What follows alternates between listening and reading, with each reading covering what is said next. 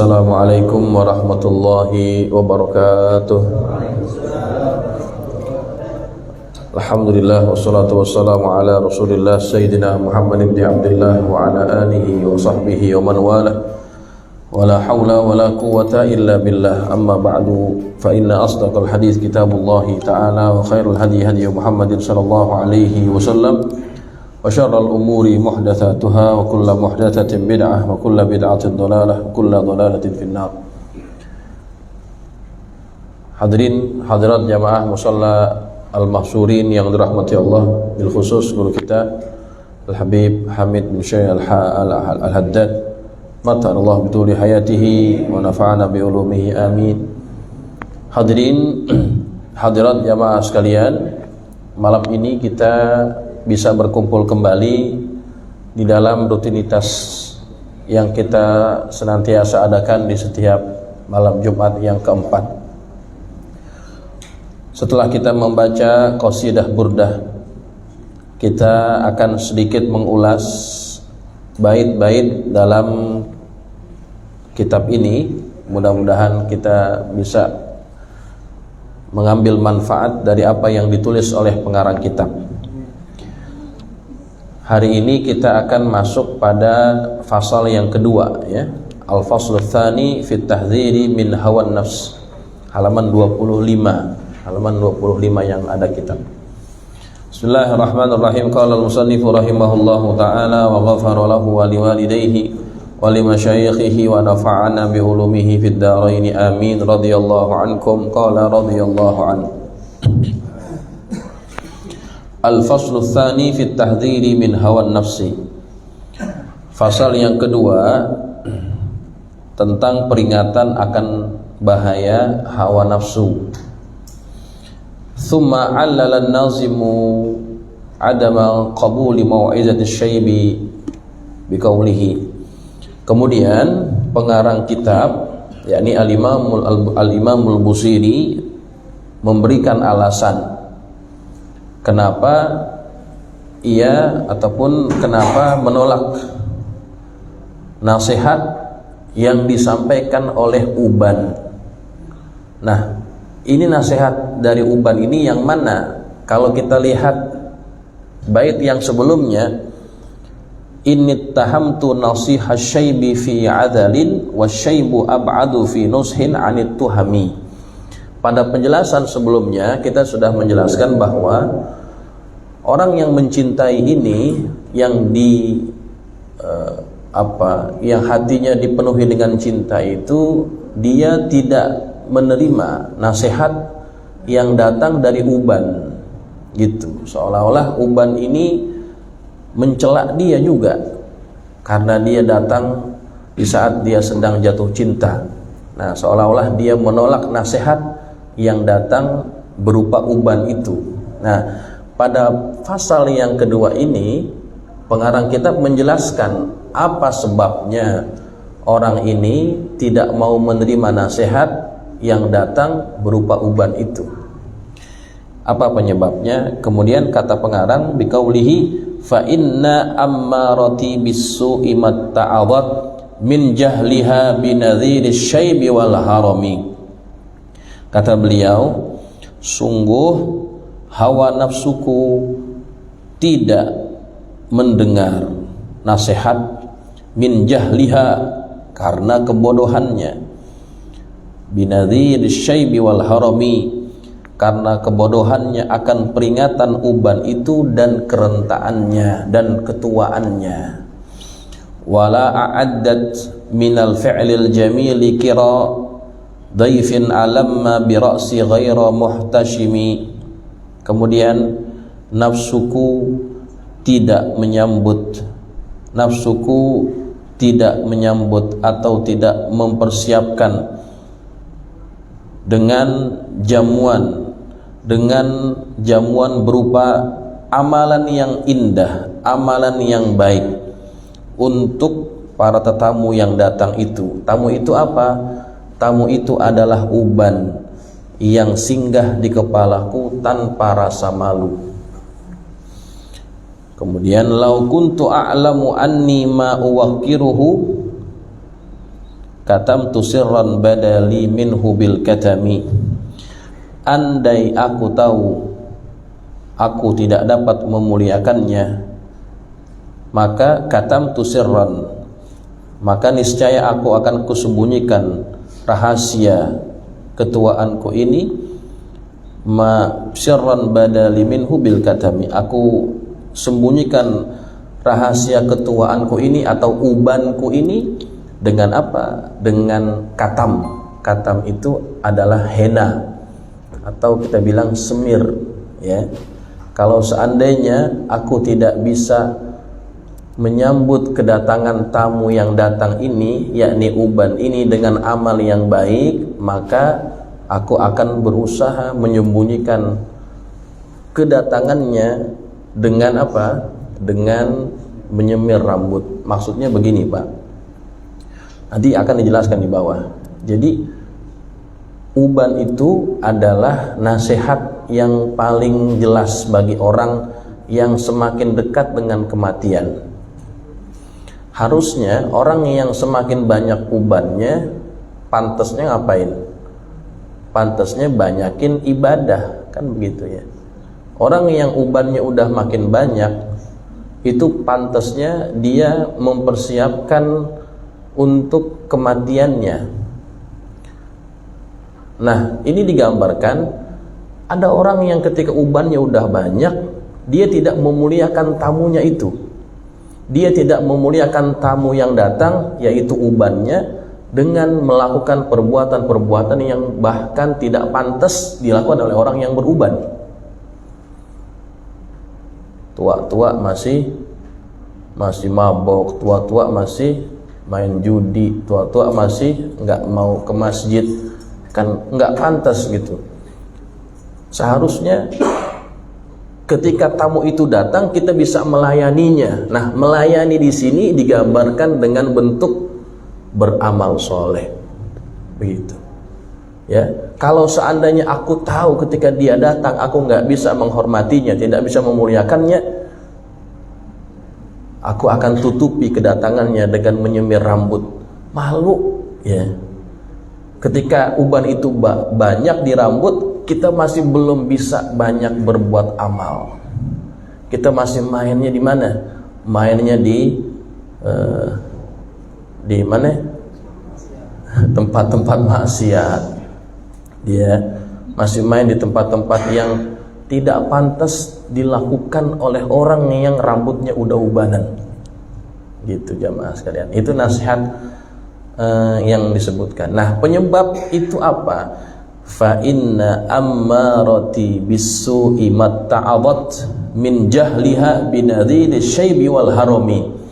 Penyebabnya adalah karena kita ini terlalu mengikuti hawa nafsu, sehingga hawa nafsu itu nggak mau dengerin nasihat yang datang, termasuk nasihat dari uban itu, ya, min jahliha binadhir syaibi wal harami, karena dia nggak paham tentang uban yang datang kepadanya atau usia tua yang sudah menghampirinya. Nah, jamaah sekalian, jadi perkara yang diingatkan oleh pengarang kitab ini adalah agar kita bisa merawat hawa nafsu kita sehingga dia tidak menjadi penghalang untuk kita beramal soleh. Coba lihat kita sedikit lihat penjelasannya. Ai innama lam aqbil nusha syaibi fi adil hubbi li'anna nafsil ammarati bisu' lam tuqbil al-mau'idhata min ajli jahlihal mufrid bi indhari syaibi wa bi indhari kibari sin. Sesungguhnya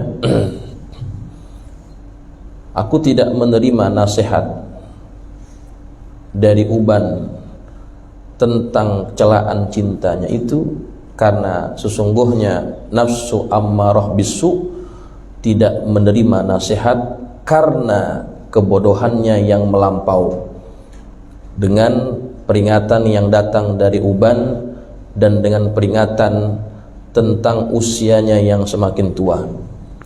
Fa inna syaiba nadhirul maut, Sesungguhnya uban itu adalah peringatan akan datangnya kematian. Wa kibarus sinni dalilul faut, dan usia yang lanjut adalah tanda luputnya apa yang telah kita lalui. Wala hayyatil kan nafsu minal a'malis salihah diyafatan likudumi dhaifin karimin nadala fi ra'si ghaira mustahyin au ghaira muhtaramin bimahasinil khisal. Dan nafsu itu tidak mempersiapkan dirinya dengan melakukan amal soleh sebagai menyambut kedatangan tamu yang mulia yang datang di kepalaku, yang tanpa malu atau tanpa menghormatinya dengan melakukan amalan-amalan yang baik. Nah, itu penjelasan yang disebut oleh Syekh Nawawi. Wa syaibu idza nazala la yakhruj illa bil maut, dan uban apabila dia telah muncul, dia tidak akan keluar melainkan akan memperingatkan kita akan datangnya kematian. Fahuwa ghairu mustahin, dan ia tidak malu. Nah, jamaah sekalian, jadi penjelasan ini sesuai dengan apa yang tadi disampaikan di awal, bahwa nafsu ammarah bisu itu adalah penghalang dari seseorang untuk bisa melakukan amal yang pantas, ya. Jadi ingatan kita buat yang hadir ini adalah kalau uban kita sudah mulai banyak, itu adalah tanda bahwa kita akan semakin dekat dengan kematian. Saya masih ingat tuh ungkapan yang disebut oleh almarhum ayah kami, kalau uban sudah mulai bertabur, mata sudah mulai lamur, gigi sudah mulai gugur, tenaga sudah mulai kendur, makan nasi bubur akan masuk ke liang kubur. Tuh masih ingat tuh saya tuh. Jadi uban itu adalah peringatan bahwa kita bentar lagi akan masuk ke kuburan. Kita akan bertemu dengan kematian. Maka peringatkan diri kita untuk mempersiapkan kematian itu. Kalau sekarang yang hilang hanya warna hitam di rambut, satu saat nanti yang akan hilang adalah nyawamu, akan dicabut oleh Allah. Jadi itu peringatan, Pak. Kita dulu rambut kita bangga-banggain, hitam mengkilat gitu. Orang lihatnya ganteng. Karena apa? Karena rambutnya hitam. Tapi sekarang hitamnya udah hilang. Itu pertanda sedikit demi sedikit apa yang Allah kasih Allah ambil, Pak. Tenaga kita, gigi kita, rambut yang hitam udah pada hilang. Satu saat nyawa kita juga akan dicabut oleh Allah Subhanahu wa taala. Nah, jamaah sekalian, kemudian sedikit lagi ya. Wa dzakara, kita langsung bahas di bawahnya saja karena ini bahasan tentang nahwu sedikit, enggak usah terlalu panjang. Wa dzakara ba'duhum, di bawah sekali, paling bawah, wa dzakara ba'duhum anna an-nafsa tanqasimu thalathata aqsamin li thalathati ahwalin. Sebahagian mereka, yakni sebahagian ulama menyebutkan bahwa nafsu itu terbagi kepada tiga golongan dengan tiga keadaan. Nafsu itu terbagi kepada tiga. Apa yang pertama? Ammarah, disebut nafsu ammarah. Apa itu nafsu ammarah? Wahiya allati ta'muru bil ma'asi. Nafsu ammarah adalah nafsu yang memerintahkan untuk melakukan maksiat. Fala tabarraza laha syahwatun illa sadatha. Maka tidaklah muncul keinginan melainkan ia akan memenuhinya. Falam tasluk sabilar rasyad, dan nafsu ini tidak akan pernah melewati jalan kebenaran, jalan petunjuk. Walam tastadi' nurus sadad, dan cahaya dan nafsu ini tidak akan pernah bisa dia tidak bisa diterangi oleh cahaya kebenaran. Ini nafsu ammarah. Jadi nafsu ammarah adalah nafsu yang senantiasa menyuruh kita buat perkara maksiat. Itu ciri pertama. Ciri kedua, nafsu ini kalau kita punya keinginan atau yang disebut dengan syahwat, itu nafsu ini selalu nyuruh kita, ayo lakuin, ayo penuhin, tuh gitu. Yang bikin kita mau akan sesuatu kan syahwat, Pak.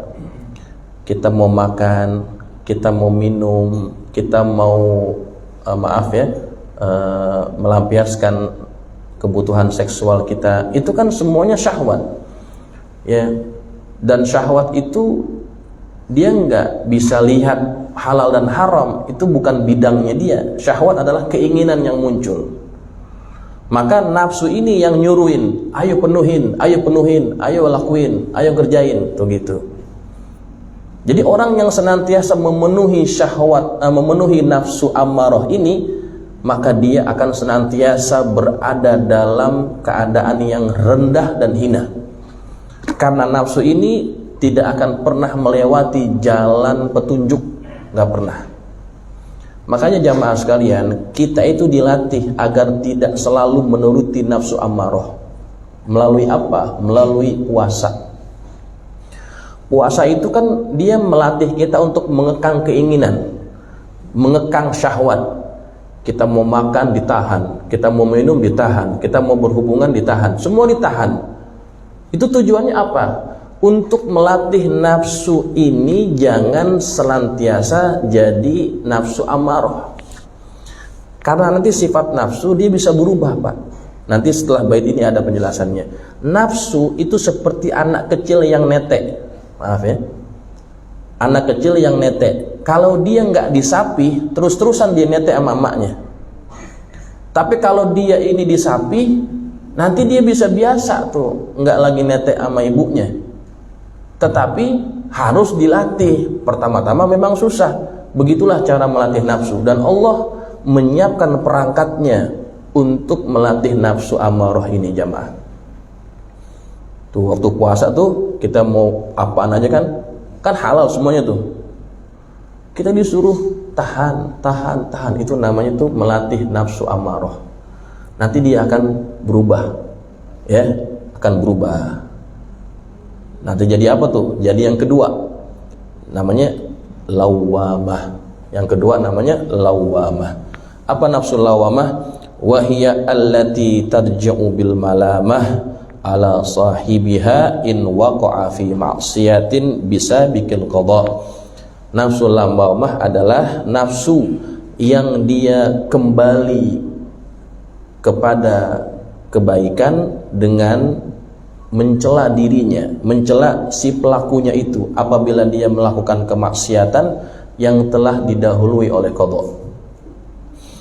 Jadi nafsu lawamah ini artinya adalah orang tersebut bisa jadi jatuh kepada maksiat, bisa jadi dia ini melakukan dosa, tapi setelah dia melakukan dosa dia nyesel. Ya Allah, kenapa harus gua ngelakuin ini? Ya Allah, celaka dah. Dia celak dirinya sendiri setelah dia melakukan maksiat. Ada penyesalan. Nah, nafsu yang mendorong orang itu untuk mencela dirinya setelah melakukan kemaksiatan dan dosa, itulah namanya nafsu lawamah. Sudah mulai sadar. Nafsu yang sudah mulai sadar akan dosa yang dilakukan. Itu maksud nafsu lawamah. Wa tilka halatun hamidah, dan itu adalah keadaan yang terpuji. Walaha akibatun jamilah insyaallah taala, dan ia atau nafsu ini akan mendapatkan balasan yang baik insyaallah, yaitu surga. Nafsu lawamah masuk ke surga, kalau amarah ke neraka. Nah, yang ketiga mutmainnah. Yang ketiga adalah nafsu mutmainnah. Apa itu? Wahiyya allati itma'annat lil iman Nafsu mutmainnah adalah nafsu yang tenang, yang tentram dengan keimanan. Walidzikrillah, dan dia tentram, tenang karena mengingati Allah. Walitasdiqi biwa'dillah, dan tenang karena membenarkan janjinya Allah. Wahiyya allati thabata laha al-ismatu minallahi ta'ala, dan nafsu ini adalah nafsu yang tetap baginya, yaitu pemeliharaan dari Allah Subhanahu wa taala. Wa sabaqat laha as-sa'adah minhu ta'ala, dan ia telah didahului baginya akan kebahagiaan dari Allah Subhanahu wa taala. Maksudnya orang yang mempunyai nafsu seperti ini akan mendapatkan sa'adah, yakni masuk ke dalam surga. Nafsu mutmainnah adalah nafsu yang sudah merasa mantap dengan keimanan kepada Allah, merasa tenang ketika mengingati Allah, dia merasa membenarkan apa yang menjadi janji Allah, dia tentram, tenang. Nah, itu orang-orang yang sudah berhasil melatih nafsunya. Pokoknya yang dia cari, nafsu ini mencari sesuatu yang menenangkannya. Apa itu? Zikir, apalagi tentang Allah, tentang janji-janji Allah. Itu yang bikin dia tenang. Jadi jamaah sekalian, kalau kita, hati kita atau jiwa kita merasa mendapatkan ketenangan ketika sedang zikir, wah itu berarti nafsu kita udah bener, Pak, mengarah ke arah mutmainnah. Tapi kalau kita masih nggak doyan, namanya majlis zikir, majlis ilmu, ya nggak demen nama yang tentang mengingatkan Allah, itu berarti kita masih jauh daripada nafsu mutmainnah. Kan ada yang begitu tuh, diajak taklim panas banget pantatnya, ya giliran dengerin sound horor gitu ya, girang gitu, denger sound musik yang horor apa horek? Horek kita yang ngomong, kalau orang Jawa bilang horek. Ya, jadi kalau denger yang gitu-gitu tuh demen dia tuh jiwanya. Nah, itu berarti kesenangannya bukan pada zikrullah, berarti dia masih jauh daripada mutmainnah. Itu tandanya kalau kita mau menilai. Nah, jamaah sekalian, oke, nah itulah kira-kira maksud daripada bait yang pertama ini, pertama, kedua, dan ketiga, ya. Masih ada faedah sedikit aja ya. Habisin, tanggung.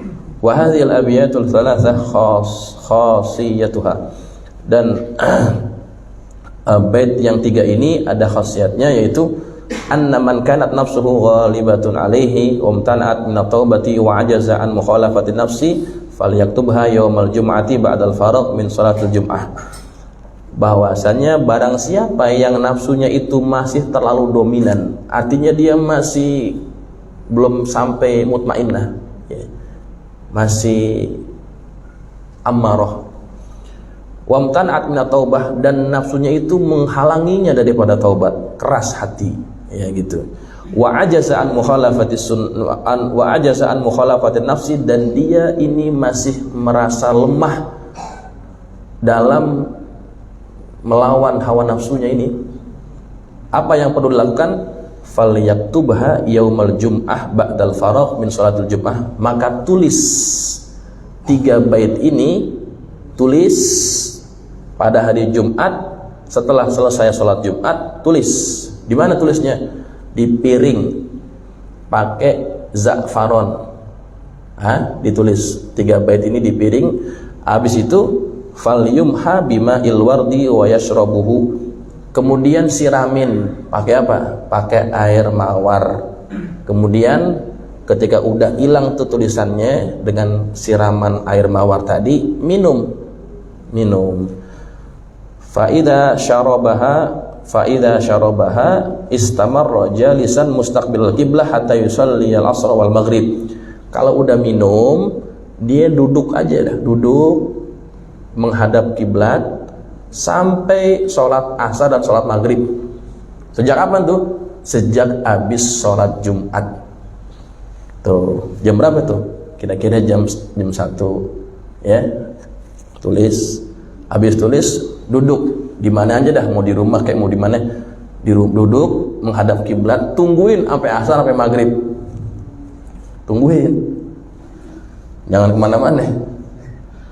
Kemudian wa dzakiran lillah wa muqarriran li hadhil abyat. Dalam keadaan duduk itu tadi, dia zikir kepada Allah sambil dia ulang-ulang bait yang 3 tadi. Sampai apa? Sampai maghrib. Ya, asar dikerjain, sholat, habis itu dia duduk lagi, tungguin sampai maghrib. Fa innahu la yufariqu hadzal majlis. Fa innahu la yufariqu hadzal majlis, ya. Maka tidaklah ia meninggalkan tempat tersebut, tempat duduknya tadi, illa waqad inqadat nafsuhu, melainkan nafsunya itu sudah tunduk, Pak. Dia duduk begitu sampai maghrib, dia bangun nanti nafsunya sudah tunduk. Wa hasuna haluhu, dan keadaannya akan jadi baik.